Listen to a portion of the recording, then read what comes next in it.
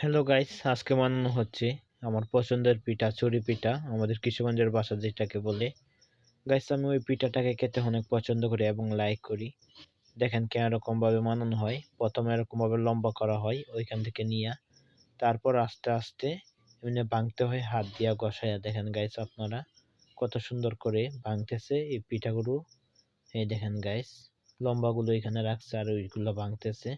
তো আপনারা লক্ষ্য করেন আর দেখতে থাকেন সম্পূর্ণ ভিডিও। আমি আপনাদের সাথে যথেষ্ট পরিমাণে চেষ্টা করব ভিডিওগুলো শেয়ার করার জন্য। গাইস, এখন পিঠাগুলো ভাঙানো শেষ। তো এখন দেখেন কিরকম ভাবে কি করা হয়।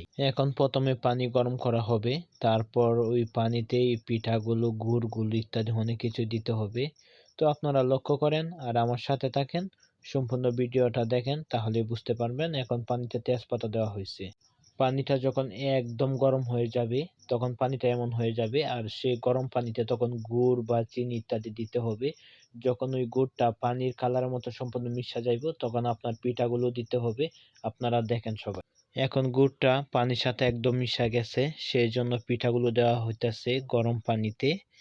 এখন লাড়া দেওয়া হইতেছে। দেখেন গাইস, কিরকম দেখা যাচ্ছে, কি গ্রান। পিঠাটাও মোটামুটি গরম হয়ে যাচ্ছে, তখন ওইখানে 2 লিটার দুধ দেওয়া হচ্ছে। দুধটা দিলে পিঠাটা খেতে একটু সুস্বাদু লাগে, সেই স্বাদ হয় মনিরুল ভাইয়ের কথা, সেই স্বাদ। এক এক করে 2 মিনিট এরকম হইতে হইতে মিনিট পার হয়ে যাওয়ার পর ঘন্টার হয়ে যায়, তারপর আস্তে আস্তে পিঠাগুলো হয়ে গেছে। দেখেন গাইস, কত সুন্দর করে পিঠাগুলো হয়ে গেছে, কিন্তু গ্রান লাগতেছে আমার কাছে, সেই স্বাদ। ওই চুরি পিঠাটা দেখলেই কিন্তু আমার জিভে পানি চলে আসে। প্রত্যেক বছর আমি ওই পিঠাটা একবার খাই, অনেক পছন্দ করি ওই পিঠাটাকে। গাইস, এখন অলরেডি বসে গেলাম ওই পিঠাটা খাওয়ার জন্য, আমার শখের পিঠা। তো গাইস, খাচ্ছি আর আপনারা দেখেন।